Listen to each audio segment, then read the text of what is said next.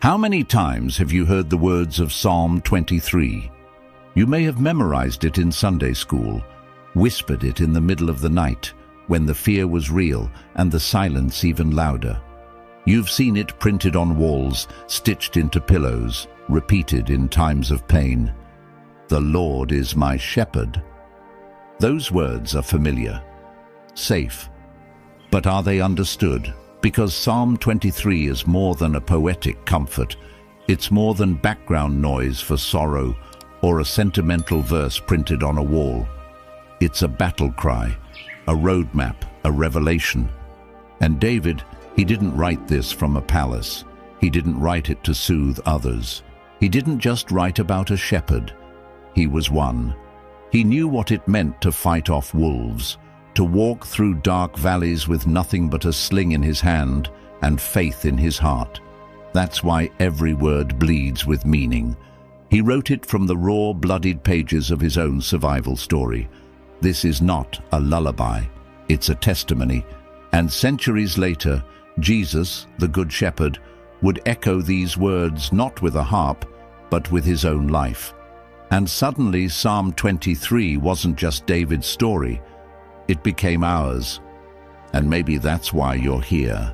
Maybe there's a part of you, tired, questioning, quietly desperate, that's ready to hear these words again, but with new ears, with open eyes, with a heart that's not just looking for a shepherd, but needs one. In this video, we're going to explore Psalm 23 like you've never heard it before, verse by verse, line by line. And hidden in each one is a truth that's both ancient and urgent. We'll uncover how this psalm doesn't just mirror your personal struggles, but prophetically points to Jesus in a way most people have never noticed. And if you stay with me, later in this video, I'll show you how David's seemingly simple words carry a pattern of survival, one that reflects not only our journey through pain and restoration, but God's pursuit of us through every season of life. But first, we have to strip away the familiarity. We have to come to this psalm not with the calm voice of tradition, but with the hunger of someone standing in the valley, looking for hope. Because here's what most people miss. Psalm 23 isn't a funeral psalm. It's a warrior's declaration. And David, before he was king, was a shepherd. Before he led men, he led sheep. He knew what it meant to fight off wolves in the dark, to sleep with one eye open, to walk the valleys no one else dared walk. When he said, "The Lord is my shepherd," he wasn't being poetic. He was making a statement of survival. So if you've ever walked through the shadows, if you've ever wondered if God is really with you in the silence, then this psalm is for you. Let's begin at the beginning, but this time with fresh eyes. The Lord is my shepherd. That opening line from Psalm 23 is so familiar, it's easy to miss the weight behind it. But David wasn't writing a metaphor. He wasn't reaching for a poetic flourish. He was speaking from the deepest layers of his lived experience. David knew shepherding. He didn't learn it from scrolls or synagogue teachings. He lived it in the fields. He fought off lions. He wrestled bears. He slept in caves and walked through wild terrain to protect sheep that didn't even know they were in danger. When David calls the Lord his shepherd, he's not being religious, he's being real. The original Hebrew here is powerful. The Lord is my shepherd, not just a shepherd, not a distant figure, but mine. It's a declaration of covenant loyalty. David is saying, the same God who holds galaxies in place is the one guiding my every step, fighting my battles, and protecting me even when I don't see it. And here's the twist. David wasn't just identifying with the sheep. He was also foreshadowing the shepherd who was to come. Because centuries later, Jesus would say in John chapter 10, verse 11, "I am the good shepherd." The good shepherd lays down his life for the sheep. Do you see the connection? David wielded a rod to defend his sheep. Jesus became the rod, struck for our iniquities. David risked his life to save lambs. Jesus gave his life to save souls. David was the shepherd king of Israel, but Jesus is the shepherd king of eternity. And maybe that's what makes this opening line more than comforting. It makes it radical, because it forces us to ask, who's really leading my life? Not in theory, not on Sundays, but in the daily moments, in the decisions, in the fears that grip you at 2 a.m. Who holds the staff? We all follow something, a career, a relationship, a habit, a fear. But only one shepherd lays down his life to lead you out of the wilderness. David wasn't boasting when he said, "The Lord is my shepherd." He was surrendering. So let me ask you, who or what are you depending on to lead your life today? Because the rest of this psalm means nothing if you don't know who's guiding your next step. And in the next line, David says something surprising, something we'll miss if we think the shepherd only brings comfort. He says, "I shall not want." But what if you still do? Let's keep going. He makes me lie down. At first glance, it sounds peaceful, like a gentle invitation. But if you've ever tried to make a sheep lie down, you'll know it's anything but easy. Sheep don't rest on command. They only lie down when 4 specific conditions are met. They must be free from fear, tension with others, hunger and torment from pests. In other words, rest doesn't come naturally. It must be made possible. So when David writes in Psalm chapter 23 verse 2, "He makes me lie down in green pastures," he's not describing a spa day. He's confessing something deeper. Sometimes God has to intervene, interrupt your momentum, because you won't stop on your own. We live in a world that worships exhaustion. We praise productivity like it's a virtue, but your soul wasn't built to run without rhythm. And God, the shepherd, knows that. So when your pace becomes unsustainable, when your striving drowns out his whisper, he does something most of us mistake for punishment. He makes you lie down. Sometimes it looks like disappointment. Other times it looks like burnout, a missed opportunity, a closed door, a quiet season that feels like a failure. But what if it's not? What if your exhaustion isn't a sign that you're broken, but that you're being loved? You see, green pastures don't always feel green at first. Often they look like places you didn't choose, jobs you didn't expect to lose, health battles you didn't ask for. But underneath it all is a shepherd who knows what your soul needs more than you do. And when he says lie down, he's not asking for compliance. He's inviting you to receive. Because the same God who leads you also knows when to slow you. David didn't say, "He invites me to take a break." He said, "He makes me." Not because God is harsh, but because he is good. The shepherd doesn't wait until we collapse. He leads us to stillness before the collapse comes. So here's the honest question. Could your burnout be a divine invitation to stillness? Could the slowdown you're resisting be the restoration you're praying for? The shepherd doesn't just offer you peace. He sometimes forces you to pause long enough to feel it. And as David continues, we see that stillness isn't the destination, it's the preparation. Because next, the shepherd begins to lead again, and where he leads may surprise you. Let's go there next. He leads me beside still waters. At first it sounds tranquil, serene, like the kind of place you'd go to clear your head. But Psalm 23 isn't about vacation, it's about survival. And David, the warrior shepherd, wasn't describing a retreat. He was describing the discipline of peace. Still, waters weren't just for drinking. They were safe places for sheep, because rushing streams could sweep them away. With their thick wool, even a slip into fast-moving water could mean death. So the shepherd had to guide them with care, not just to water, but to water they could trust. And that's the secret. Peace isn't the absence of noise, it's the presence of safety. trust, order. And here's the part we don't like to admit. Most of us don't know how to rest in still waters because we've gotten used to drinking from the river of anxiety. We gulp down busyness. We feast on worry.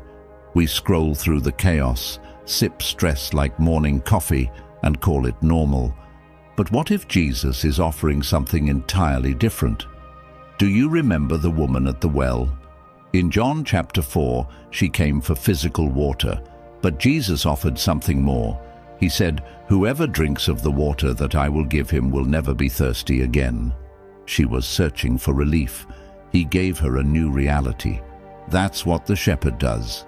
He doesn't just lead you away from danger, he leads you toward himself, toward peace that isn't based on circumstances, but rooted in who he is.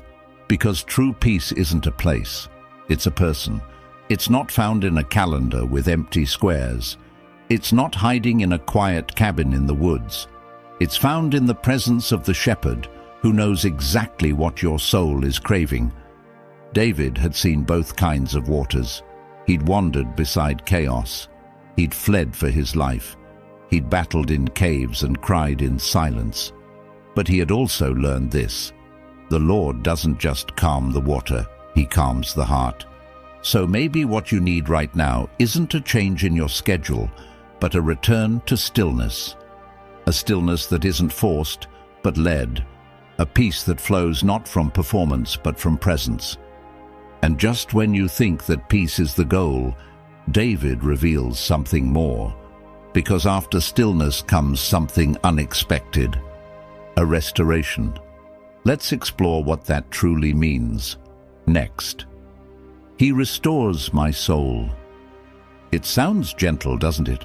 Like the soft brushing away of sorrow or a whispered encouragement in the dark.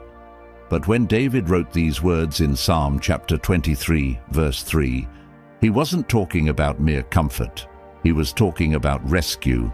In the original Hebrew, the word for restore is shuv.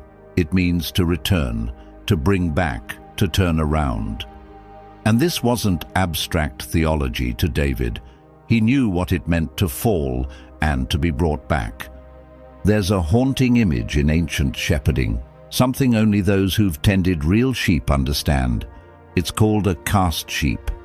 It's a sheep that has fallen over onto its back and can't get up. Its legs flail, its breathing becomes shallow, and unless the shepherd finds it in time, it will die that way, stuck, helpless, completely unaware of how much danger it's in. And what does the shepherd do? He doesn't yell. He doesn't shame. He kneels. He gently turns the sheep over, massages its legs, waits until it can stand again, until it can walk again, until it's restored. That's the picture David paints. And it's more than poetic. It's personal. Because David had been a cast sheep. He had stood on a palace rooftop when he should have been at war. He had taken what wasn't his, lied to cover it, murdered to hide it. And when the prophet Nathan confronted him, David broke. But he didn't run. He returned. And in Psalm chapter 51, the confession psalm, he cried out, "Restore to me the joy of your salvation." God did. This is not the story of a perfect man. This is the story of a fallen man restored by a faithful shepherd. So let me ask you, have you ever felt too far gone, too broken to be brought back, too tangled in shame to be lifted up? The shepherd is not afraid of your fall. In fact, he specializes in it. He restores what religion writes off. He lifts what others leave behind. He doesn't discard the cast down. He rescues them. He restores them. And that's not the end of the story, because once your soul has been lifted, it needs to be led. And David says something next that's easy to overlook, but holds a truth so many miss. He leads me in paths of righteousness. We often assume this means comfort, that when God is leading, the road will be smooth, the skies clear, the journey straight. But David knew better. When he wrote Psalm chapter 23, verse 3, He was not promising ease. He was proclaiming trust. In Hebrew, the phrase paths of righteousness means more than morality. It speaks of right paths, paths that are both morally sound and strategically wise. These are paths the shepherd chooses not only because they're good, but because they're best, even when they're hard, and sometimes they're incredibly hard. Ask Joseph, who followed the dream God gave him, only to be betrayed by his brothers, sold into slavery, and forgotten in a prison cell. Ask Moses, who obeyed the call of God, only to spend 40 years wandering with a rebellious people. Ask Jesus, who followed the will of the Father all the way to the cross. These were righteous paths, but they weren't easy, and the truth is, that mess you're in right now, that stretch of road that feels confusing or unfair, it may not be evidence that you've taken a wrong turn. It may be proof that you're on the exact path God has chosen for your soul. But here's the key. The shepherd doesn't just send you down the road. He leads you. That means he's ahead of you, clearing obstacles, watching for danger, guiding your steps, even when you don't realize you're being guided. And yes, sometimes it feels like he's silent. But silence isn't absence. In fact, the shepherd's leadership is often clearest in hindsight, like a divine GPS recalculating your steps, not based on your failures, but based on his faithfulness. Have you ever missed a turn, only to find a new road still waiting? That's not coincidence. That's grace. And maybe your detour wasn't a detour at all. Maybe it was the right path, just not the easy one. Because righteousness isn't always lined with applause. Sometimes it's lined with resistance, loneliness, or even sorrow. But it's still the way, and the shepherd still leads. But what happens when that path leads into shadow? What if the next step of righteousness takes you into a place you fear most? Because David's next words don't describe a mountaintop, they describe a valley. And not just any valley, the valley of deep darkness. Let's walk there next, together. Even though I walk through the valley of the shadow of death. These are the most quoted words in Psalm 23, but they're often misunderstood. This isn't about the moment of dying, it's about living through darkness. David doesn't say if I walk through the valley, he says even though. It's a certainty, not a possibility. Valleys are part of the journey, even for the righteous, even when God is leading. In Hebrew, the phrase is Tsalmaveth, the valley of deep darkness. It doesn't just mean physical death, it means shadowed places, hidden threats, the unknown, the terrifying, the moments when you can't see what's ahead and the silence of God feels like abandonment. But notice what David says next. I will fear no evil, not because evil doesn't exist, but because you are with me. That's the turning point in the psalm, right here. The pronoun shifts. Before David was talking about God, now he's talking to him. When life was green pastures and still waters, David said, he leads me, he restores me. But in the valley, the language becomes personal. You are with me. Because valleys have a way of stripping us down to what's real. No more religion, no more routine, just you and God, in the dark.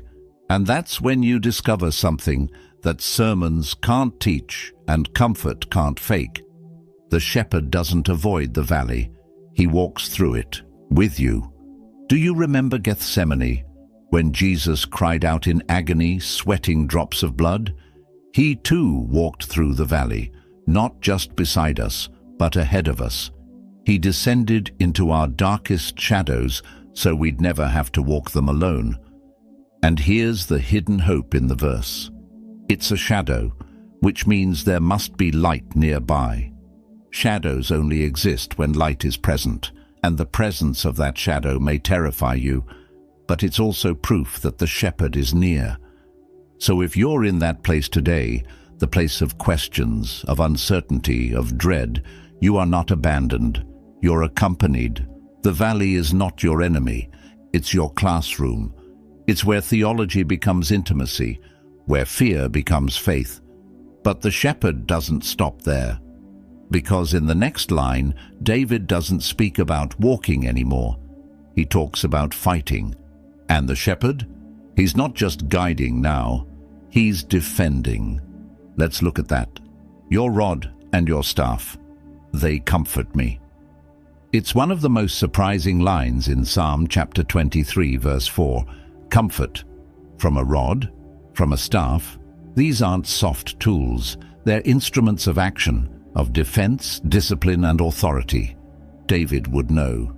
He had carried both. The rod was a weapon, a short, sturdy club used to strike predators, to guard the flock against danger. And the staff, that long, crook-shaped tool, was used to guide, to pull sheep back from cliffs, to redirect the ones who drifted. Together, they formed the shepherd's arsenal, not against the sheep, but for them. And David says they comfort him, because when you know who your shepherd is, even his correction becomes reassurance. You don't have to fear the valley when you know the one walking with you is armed and willing to fight for you. This is where we confront one of the hardest truths of the Christian life. Sometimes the very thing that feels like God's discipline is actually His protection. That disappointment you didn't understand, that relationship that fell apart, that closed door you begged Him to open. What if the shepherd pulled you back with his staff, because what was ahead would have destroyed you? David had seen that mercy firsthand. He had been corrected, redirected, broken, and loved in the breaking. Because the shepherd doesn't correct out of anger, he corrects out of attachment. And when he fights, he doesn't fight from a distance. He fights right there, in the valley, in the mess, in the middle of the fear. So the next time you feel that gentle pressure steering you back, or that painful pause that keeps you from running headlong into something, remember this. Correction isn't rejection. It's redemption in disguise. And the rod? The rod is not your punishment. It's your protection. The shepherd doesn't swing it at you. He swings it for you. There's comfort in knowing your shepherd is not passive. He's not indifferent. He sees the danger before you do, and he's not afraid to act. So if you've been wandering, if the path got blurry and you felt his pull, don't resist it. That's not him punishing you. That's him rescuing you. And after the battle, after the defense, something unexpected happens. The shepherd doesn't just guard you from enemies, he prepares a table in front of them. And the meaning of that table might change how you see victory forever. Let's go there next. You prepare a table before me in the presence of my enemies. It's one of the most radical images in Psalm chapter 23, verse 5. Because if you were writing this psalm, wouldn't you expect the next line to be something like, "You destroy my enemies," or "You rescue me from their presence"? But that's not what David says. He says God sets a table, right there, in the middle of the battlefield. This is not a picture of escape. It's a picture of honor. The shepherd doesn't remove the wolves. He doesn't silence the mockers or erase the critics. Instead, he feeds you right in front of them. He lays out provision, peace, security. And your enemies, they have to watch, because victory isn't always about elimination. Sometimes it's about elevation. Think of Joseph, betrayed by his brothers, enslaved, imprisoned. But in Genesis chapter 45, he stands as ruler over Egypt and says to them, "You meant it for evil, but God meant it for good." His table was prepared, in full view of those who once tried to bury him. Or Daniel, thrown into a den of lions for his faithfulness. But the next morning, it was his accusers who were judged, while Daniel feasted on God's faithfulness. Or Jesus, who, knowing betrayal was coming, still broke bread at a table with his enemies. And later, in plain sight of mocking crowds and cruel soldiers, he displayed a victory not of might, but of mercy. That's the kind of table David is describing. A table in the tension, not after the battle, but in it. And here's the part that stings a little. Sometimes God doesn't remove your enemies because he wants to bless you in spite of them. Sometimes the miracle isn't deliverance, it's dignity in the fire. Your enemies may surround you, but they do not seat you. God does. And maybe you've been praying for escape when God is trying to give you endurance. Maybe you've been begging for him to take the pain away, when instead he's preparing a feast right there in it. So let me ask you, what table has God set for you in a place you never expected? Because this psalm isn't leading toward comfort, it's building toward confidence. And at the center of that confidence comes something sacred. The shepherd anoints. And that next line, it's more than ceremonial, it's powerful. Let's discover why. You anoint my head with oil. In ancient times, anointing wasn't just symbolic, it was strategic. Shepherds would pour oil over the heads of their sheep to protect them. Why? Because sheep are vulnerable, not just to predators, but to pests. Tiny flies would swarm around their heads, crawl into their ears, and lay eggs that drove them mad. The irritation could become so unbearable that some sheep would beat their heads against rocks just to find relief. So what did the shepherd do? He covered their heads with oil. The oil became a barrier, a healing balm, a weapon of mercy against what would have destroyed them from the inside out. And David says, "You anoint my head," not because he's royalty, though he was, not because he's worthy, because he wasn't, but because the shepherd saw what was unseen, the attacks no one else noticed, the inner torments, the slow, silent erosion of the soul. And the shepherd responded, not with armor, but with oil. It's the same oil used to commission kings, the same oil used to consecrate priests, the same oil poured out in John chapter 12, when Mary anointed the feet of Jesus just days before his crucifixion. Oil in Scripture always signifies something deeper. It's healing, it's calling, it's covering. And in David's life, this wasn't theory, it was memory. As a teenage shepherd, he was summoned from the fields, and the prophet Samuel poured oil over his head. 1 Samuel chapter 16 verse 13 says, "And the Spirit of the Lord came mightily upon David from that day forward." But what about you? What if the oil being poured over you in this season isn't for ease, but for endurance? What if the favor of God on your life doesn't look like applause, but like protection in the unseen battles? Because God's anointing is not for comfort, it's for assignment. It doesn't always make you feel powerful. Sometimes it just keeps you sane. It shields you when no one else sees the fight you're in. It reminds you that you are chosen, even when life feels chaotic. So let me tell you this. The shepherd never anoints you for no reason. If you feel the oil, it means there's a battle, but also a purpose. And just when it seems like the psalm has reached its peak, David reveals something stunning. You're not just standing, you're being pursued. Let's explore that truth. "Surely goodness and mercy shall follow me all the days of my life."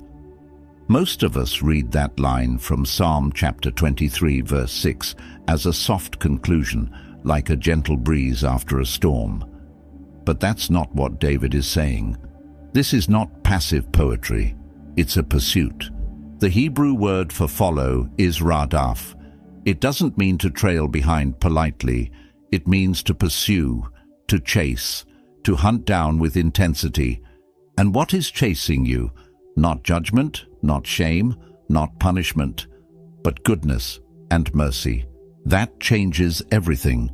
Because most of us live like we're being chased by our past, haunted by our failures, tracked by anxiety, We run faster, work harder, exhaust ourselves trying to stay ahead of regret. But David flips the script. He's not running from something, he's being pursued by someone, and that someone is relentless. This isn't mercy that waits for you to ask. This is mercy that comes after you when you're not even looking for it, when you're wandering, when you're stubborn, when you're too ashamed to come back. Think of Peter after denying Jesus 3 times. He didn't return to the disciples in glory. He went back to fishing, back to what he knew, back to what felt safe. But in John chapter 21, Jesus shows up on the shoreline, not with a rebuke, but with breakfast. He doesn't lecture Peter, he restores him, he chases him with mercy, and sits him down at a fire to remind him, "You're still mine." That's the shepherd's heart. And his goodness, it's not just kindness, it's provision. It's the steady hand that writes beauty into broken chapters. It's the grace that shows up when you least expect it and need it most. You may think you've outrun God, but the shepherd doesn't tire. He doesn't quit. He doesn't lose track. His mercy doesn't arrive late. It arrives exactly when your strength runs out. So, let me ask you, can you remember a time when God chased you down? Not with punishment, but with love. Not with shame, but with arms wide open, because that's what David saw. A God who didn't just guide him in the light, but pursued him in the dark. And now, at the end of the journey, David lifts his eyes and sees the destination. It's not rest, it's not a throne, it's home. Let's finish the journey. I will dwell in the house of the Lord forever. David ends Psalm 23 not with triumph or vengeance, but with arrival, not at a battlefield or a palace, but at home. It's easy to overlook that line, to hear it like a hymn or a closing prayer. But this is more than a poetic finale. It's the destination the entire psalm has been leading toward. From green pastures to dark valleys, from oil and tables to mercy chasing you down, every moment was drawing David closer to one truth. You were made for communion, not just survival. I will dwell, he says, not visit, not pass through, not drop in on holy days. Dwell. This is language of belonging, of permanence, of presence. And in David's time, the house of the Lord referred to the tabernacle, the sacred place where God's presence dwelled. For David, it was the ultimate longing, to not just know about God, but to live with him, to abide. And centuries later, Jesus would echo that same longing. In John chapter 14, as he prepared to face the cross, Jesus told his disciples, "In my Father's house are many rooms. I go to prepare a place for you." The shepherd was going ahead to make sure his sheep had a place to rest, not just in this life, but forever. And that's the promise hidden in David's final line. Eternal life doesn't start when you die. It starts when you dwell, when you stop treating God as a visitor and welcome him as your home. When you stop running from place to place, hoping to find peace in your circumstances, and realize peace is a person who walks with you, prepares you, pursues you, and brings you home. That's the secret hidden in every verse of this psalm. It begins with trust, the Lord is my shepherd, and it ends with home, I will dwell in the house of the Lord forever. So wherever you are on the journey, whether you're in green pastures or deep valleys, whether you feel anointed or abandoned, know this: you are not wandering, you are being led, and the destination? It's not escape, it's not relief, it's him, the shepherd who became the king. Let's reflect on that in our final moments together. From the very first words, "The Lord is my shepherd," to the final promise, "I will dwell in the house of the Lord forever." Psalm 23 has taken us on a journey. not just through fields and valleys, but through the very heart of God. This wasn't just a psalm about sheep. It was the testimony of a shepherd who became a king, and it's the echo of a greater shepherd who reigns as king forever. David's life mirrored the psalm he wrote. He was chosen in obscurity, anointed in the fields, hunted in the wilderness, restored after failure, elevated in the presence of enemies. And through it all, he was pursued, not by fame or power, but by God's goodness and mercy. And Jesus? He walked that same road. But where David fought with rod and staff, Jesus fought with nails and thorns. Where David spoke of oil, Jesus was anointed for burial. Where David feared no evil, Jesus faced evil head-on and overcame it. He is the shepherd who became the lamb, and the lamb who now reigns as the eternal shepherd king.